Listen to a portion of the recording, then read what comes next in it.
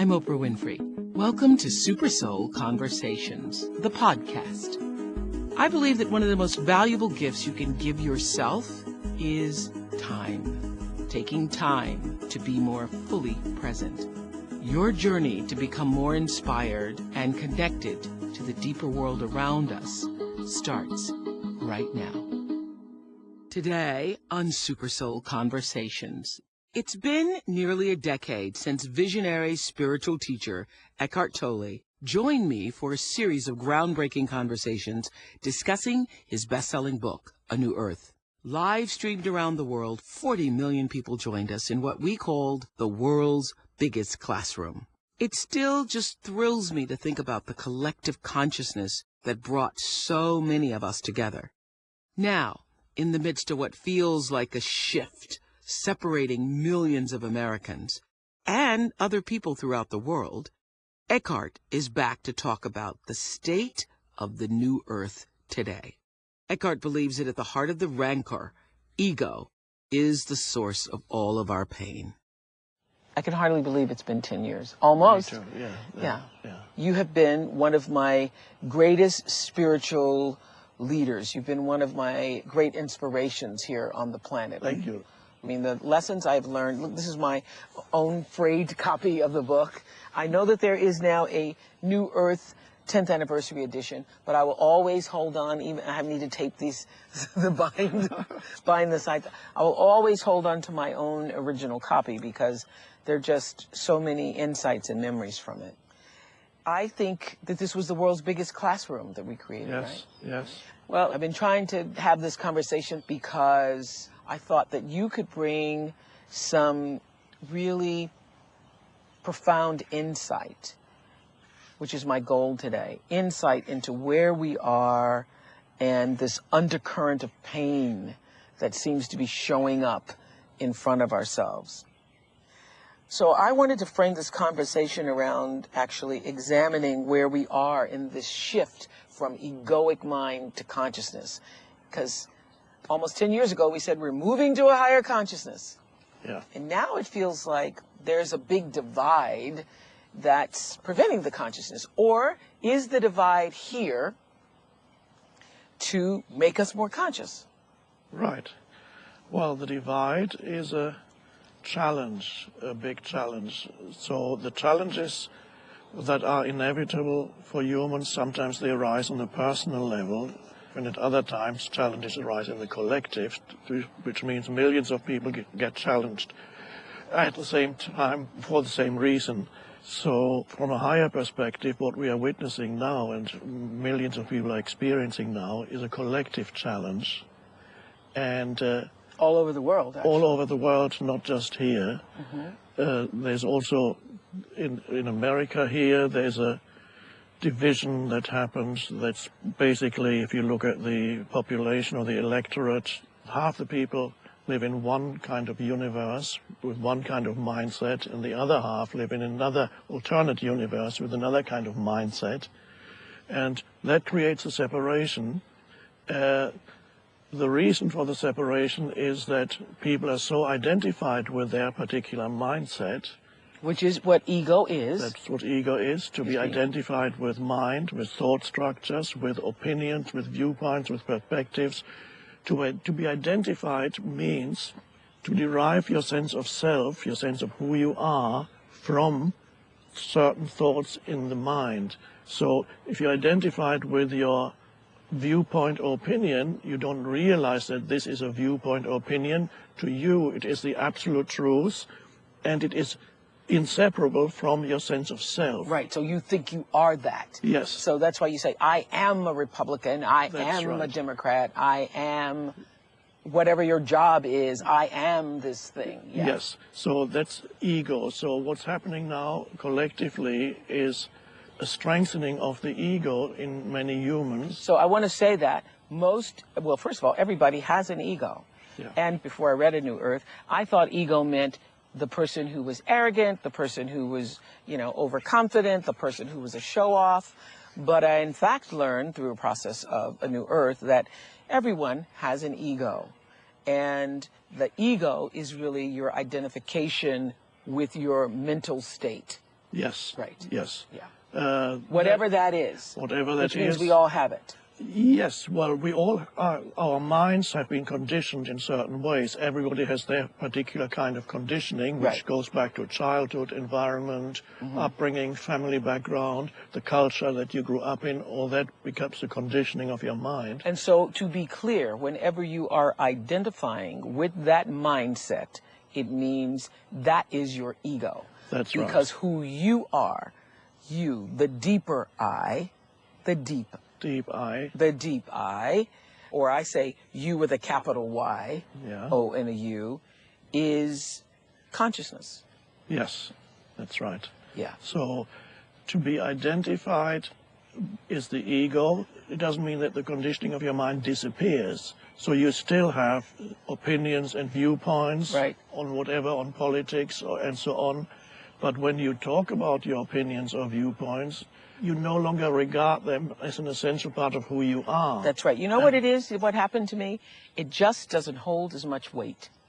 Yes. Yeah. Yes. I still am the same person. I still have the same opinions, the same values, but I don't have to prove myself to be right. I can listen to your side of it and hear your side of it and actually see some right in that, even though I might have disagreed. Yes. That's right. So I can observe my ego. I can observe my mental state. Yes. Yeah. Yes. Once you understand that you are a part of consciousness, that you are consciousness, that you are separate from your thoughts, which is the biggest lesson to get in the world, is it not? Yes. Yes. That's the realization that can only come to you if you are observant, and in the gap between two thoughts, for example, right now as we're speaking, if I slow down a little bit, then there will be very brief gaps between words or between sentences. And if you pay attention to the gaps, they're not only words, and as there can be little spaces between your thoughts, between one thought and another, or when you're looking at something, nature, and for a moment, you just look without imposing mental labels on things, and then to be able to sense your own presence in that moment as consciousness. The most essential thing about you is that you are conscious or consciousness right now. And another word for that is aware. You're aware. That's the awareness arising. Yes. You know that you are conscious directly, not as a conceptual knowledge, but direct realization of that essence of who you are.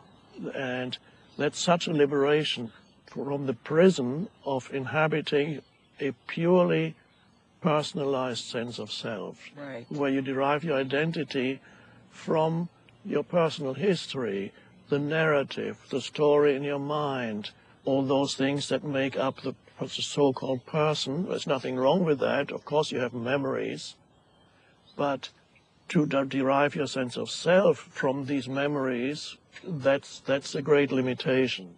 So it's just like you write in the beginning of A New Earth. Everybody comes to their own evolution in their own due time. The fact that you're hanging in and you're reading this and you're seeking this means that you have reached a level of awakening. Yes, right. That's right. Because otherwise you would open that book and the page would be completely meaningless. Absolutely. There needs already be something in you that recognizes the dimension to which the words point, that is in you. The dimension to which the words point is the consciousness within you. Yes. Because if you are still listening to us right now, it means that you are already in a state of awareness and openness and seeking for yourself that is unlike most of the world, I would say. Yes, yes. And that's it's a higher state of being if you can even hear this conversation. That's right. This is one of my favorite quotes. Life will give you whatever experience is most helpful for the evolution of your consciousness. How do you know this is the experience you need? Because this is the experience you are having at this moment. Yes. Which is true for you as an individual, and which is true for our culture, which is true for our world right now. How do we know this is the experience we need? Because this is the experience we are having. Yes. Because that's the way each person's personal evolution operates, right? Yes. Well, there is a certain inevitability about whatever form this moment takes, because this moment is connected to all the previous moments. So the entire universe has conspired to bring about the form that this moment takes. You can't argue with it, because if you argue with the present moment, that's suffering, and it's crazy. Say that again. I think it's important for everybody on all sides to hear. The entire universe, meaning every human being who's ever lived and evolved to this point, and every person that's been born, has been moving to this point in time where what we're experiencing in our lives personally and also on the political stage. Yes, because it's all connected. Has been coming forever. That's right, yes. Now, in some New Age teachings, you sometimes hear when people go through suffering or pain, and somebody else tells them, why did you manifest that? I don't say that. I'm not saying that's not entirely false, but I'm not asking people to convince themselves that they manifested whatever they're experiencing at this moment, even if it's unpleasant. All we need to know is accept this moment as if you had chosen it. I'm not telling people you chose this moment, but that's too much for many people. They don't want to accept that. I don't choosing this illness. I don't choose to lose my that job. I lost my job. Yeah. Okay. So I don't want to go there. But all we need to know is, in order to live more consciously, in order not to live in opposition to what is in the present moment, which is to live more consciously, accept this moment as if you had chosen it. And that brings in a new consciousness. And do not deny the moment. This is what I learned from you, that literally it eliminated all stress in my life. Resisting the moment that is only going to create more anxiety and more being more upset. A lot of the unhappiness that people experience, they believe it's due to the conditions of what's happening at this moment. But in most cases, it's not the conditions or the situation that you're in that causes the unhappiness. It's the mind telling you something about this moment that causes the unhappiness. Yes, so there's like a I should have been commentary. there, I should have been earlier, I shouldn't have stopped to do this, I should have done that. It's the mind. Yes. Yeah. I sometimes tell people, just don't believe what I say, just try it out in your own life. Next time you get upset in a certain situation, let's say you're at the airport, many people get upset at airports. You line up at the counter, it takes a long time, and you get more and more upset, and then you observe that what is it that causes me to be irritated, angry, upset? What is it, this situation? Or is it that my mind is telling me that this should not be happening? The ego is very good at misinterpreting reality, and it believes its stories. The ego comes up with stories, often not pleasant stories, about the isness of things, and it's a source of great suffering. So once you recognize that, you can experiment in your own life when you feel upset arising. Watch your mind. Yes. Be there, be aware of what your mind is doing. This is the most vital thing in spiritual life, is to be able to watch your mind, to be the observer of your mind, so that the mind is not controlling you. And that is how you eliminate stress. Yes. And suffering. Yes. You say on page 119, the ego's fear and distrust of other people, its tendency to emphasize the otherness of others by focusing on their perceived faults and make those faults into their identity, is taken a little further and makes others into inhuman monsters. We are in that state now, are we not? Yes. In our culture, our country, our world. Yes. Not to be able to see the humanity in another human being, but only hear whatever it is they are saying, whatever is the reflection of their mind, their mental positions, and mistake that for who they are. So anybody who questions or challenges your mental positions is regarded by the ego as an enemy. And this is the way you dehumanize others. Yes. Because once you have dehumanized another human being, then it becomes easy. If you're very unconscious, isn't that what terrorism is? Yes, exactly. That's an extreme form of that. The most essential thing is that we are both expressions of the one consciousness. What we share as human beings is the essence of who we are. The essence of who I am and who you are is consciousness. Not the thoughts, but the underlying consciousness. Based on the anger playing out every day in the news, negativity on social media feeds, you pose the question, have we regressed? Is the new earth still happening? It's happening, but it's being challenged. And from a higher perspective, being challenged is a good thing. Let's look at the nature of challenges. If you look at your own life or anybody's life, you may find that one way or another, what looks like obstacles to where you want to go, where you want to be, what you want to achieve, obstacles seem to arise almost continuously in the form of difficult people, difficult situations. Some people have the perception that they're being sabotaged by life all the time. People resent being challenged by life. They think challenges should not exist. But as I sometimes put it, you may find, if you have lived for long enough, that at some point you realize that the world isn't here to make you happy. It can't do that. It's sort of like human evolution, where you say it's not linear. You take 2 steps forward in your own life and a step backwards. And then the further back you go, the more of a bounce you have to move forward, right? Yes, we definitely have evolved in consciousness, but it does not go in a straight line upward. As the evolution of consciousness happens, you regress, and then you go forward a bit more. And it goes in cycles. I hear people saying all the time, are we going backwards? Are we stepping backwards? Indeed, you say, we are. Yes.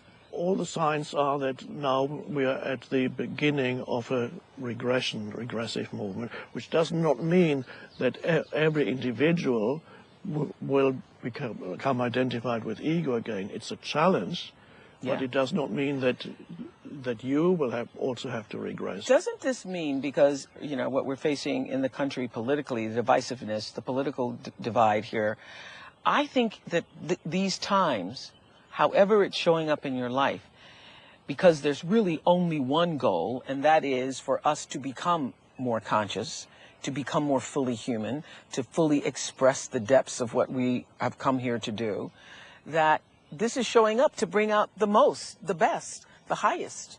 Yes, the challenge actually forces you to go deeper. First, you may suffer. If it drags you down into unconsciousness, then suffering arises again. And as you suffer, then you're forced to transcend the suffering and go deeper. So the big opportunity when challenges arise is the opportunity and the need to intensify your presence. Meaning being fully here. Yes. Fully here. More alert, more present. More aware. Yeah. Will you share your philosophy about how this past election was in some way a mirror of our collective consciousness? Yes. So it brought to the surface what was already there in the collective unconsciousness. And now we have the division in pro-administration in Washington and against it. And this is a typical example of how the ego operates and how the ego's need to have enemies. So it comes back to what I was saying Separation. earlier, the ego's fear and distrust of other people. Separation. Yeah, wanting to emphasize the other, the Wanting other, the to other. emphasize separation. Because if I can make you the other, then it makes myself. That's an important point.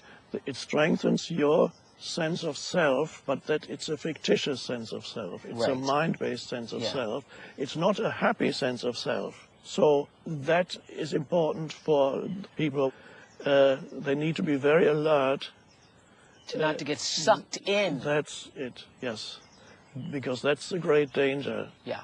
But how can we have disagreements with people and see things that are wrong, that are injustices, stand up and take action and do that without getting ourselves sucked into the negativity? Yes, without deriving your sense of self from your perspective or your viewpoint. So it is then, if two conscious people are having a discussion, let's say one is a Democrat and the other one is a Republican, And if both of these people have a certain degree of awareness, which means they are not totally identified with their perspective, with their point of views, they would be able to have a discussion without animosity arising, without regarding the other as an enemy. You don't have to be disagreeable when you disagree.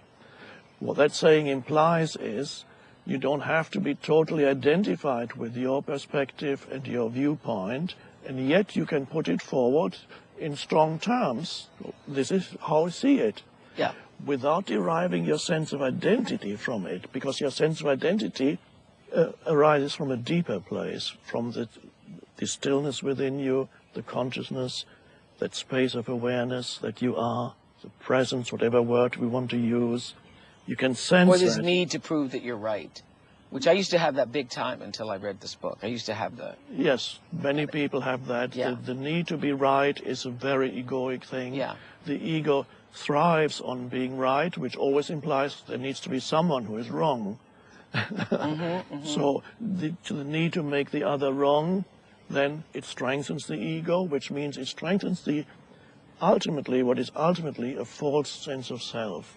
And it's never a happy sense of self. Even if you can prove that you're right, you're still not happy. Well, yes, and because I learned from A New Earth that it wasn't just my need to be right. It was my need for you to see and say that I was right. Yes, I mean, there can be incredible force behind it, this need to be right, incredible force behind it. Yeah, I get that. But you also teach us that humans don't really change until they are in a state of crisis. Yes, and this is where challenge comes in again. So are we there yet? We're in that state of crisis, aren't we there? Yes, and it may get worse before it gets better, but that is a necessary part of the evolution. So we need the crisis. Humans don't grow except through facing the challenges and crises. So there are two levels of truth. One is to see the craziness of what's happening now, and another is to see from a higher perspective to what's happening now is part of the evolution. It's the ego is coming up, is manifesting. It needs to break down. Yes. So that something else can break through. Yes. Yes, that's right. So based upon everything that you shared with us, how should we be acting, reacting, comporting ourselves in this moment? Well, the only thing you can take responsibility for is yourself, your own state of consciousness. So first of all, the most important thing to realize is in any situation, whether it's to do with a collective, political situation, personal situation, in any situation, what is primary is your state of consciousness, the state of consciousness with which you face that situation. So how can you sit and observe the hysteria, the craziness going on, and kind of be still with it? Yes, you can recognize it as a disturbance. Because I think everybody feels like, I need to do something. We need to do something. Yes. Yeah, well, doing sometimes is necessary and called for. At other times, doing isn't really possible. But before you do anything, what is the state of consciousness out of which the doing arises? Yes. Because that determines the quality of your doing. Yeah, yeah. And as you're saying that, I'm thinking everybody can open their heart space, their sense of awareness, consciousness, being, to not otherize the other. Yes, yes. Everybody can just open that just a little bit. Yes. And with that comes the ability also to listen to the other. Yes. The ability to listen means there must be a little bit of space in you, a little bit of awareness in you. True listening implies that you are still while you listen. You give your complete attention to the other. And that changes the relationship. Then, because that brings in the spiritual dimension or the transcendent dimension, whatever you want to call it. You need to be able to bring the stillness into the relationship. And another thing happens when you listen to another.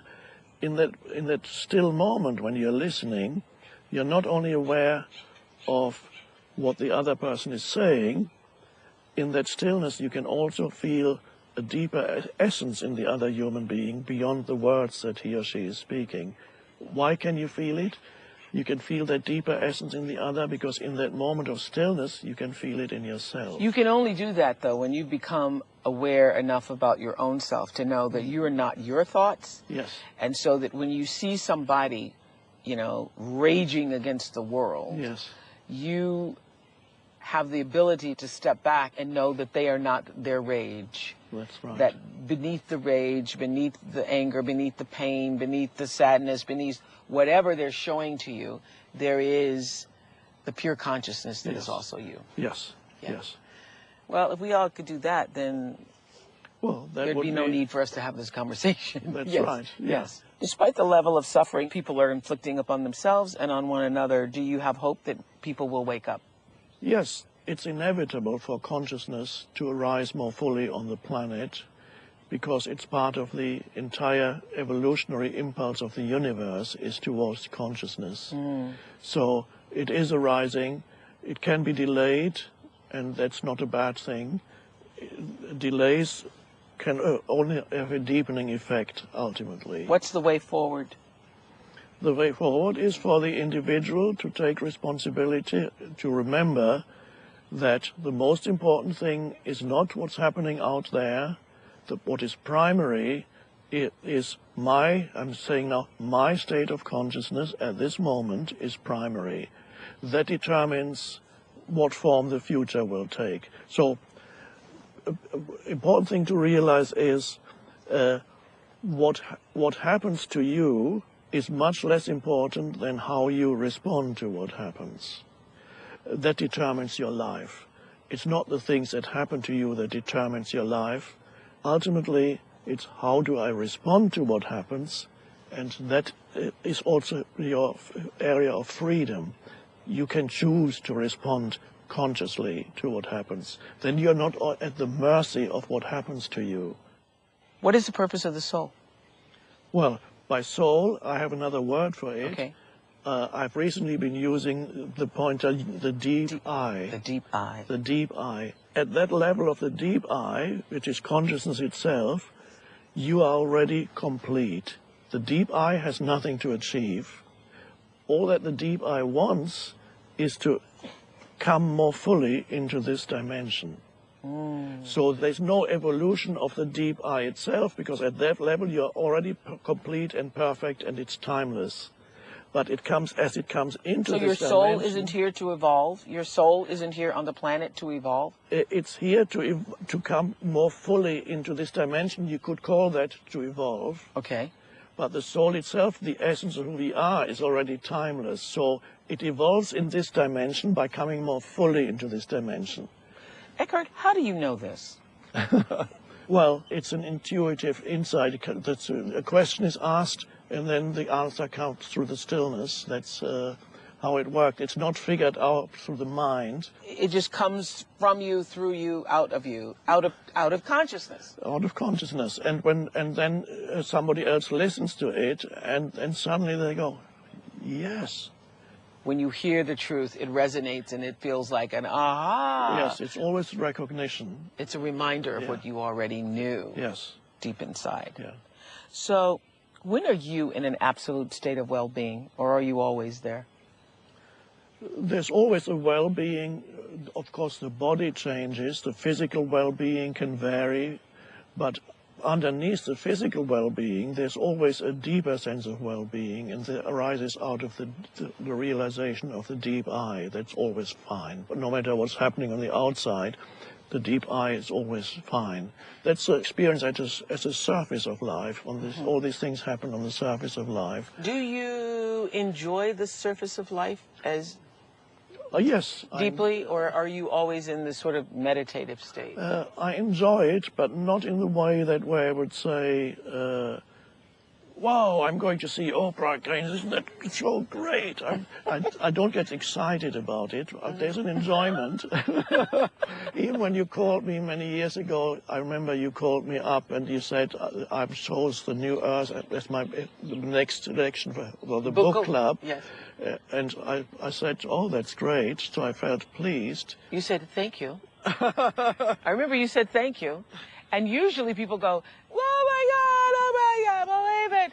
Actually repeated it. I said, did you hear what I said? I'm choosing your book. And you go, thank you. I go, okay, thank you. Thank you so much. What do you think happens when we die?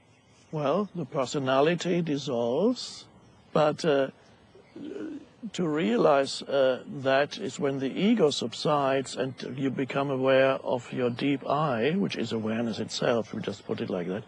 You become aware of the deep I. That's the part of you that is beyond death. So when you can sense the consciousness in you, then you become actually aware of that which is also beyond time and that which is ultimately divine in you, the divine dimension, to use that term. And that is what is beyond death. And then you lose your fear of death, which is a good thing. You no longer need to fear when at some point the body dissolves, and that's fine. So something to look forward to. Yeah. I think it's going to be a big hootenanny surprise. Yes. When you, as that ray coming from the source of all light, get to rejoin with the source. Yes. Yeah. Yes. That's got to be a party. Yes. Thank you. Thank you. Thank you. Always a joy to talk to you. I'm Oprah Winfrey, and you've been listening to SuperSoul Conversations, the podcast. You can follow SuperSoul on Instagram, Twitter, and Facebook. If you haven't yet, go to Apple Podcasts and subscribe, rate, and review this podcast. Join me next week for another SuperSoul Conversation. Thank you for listening.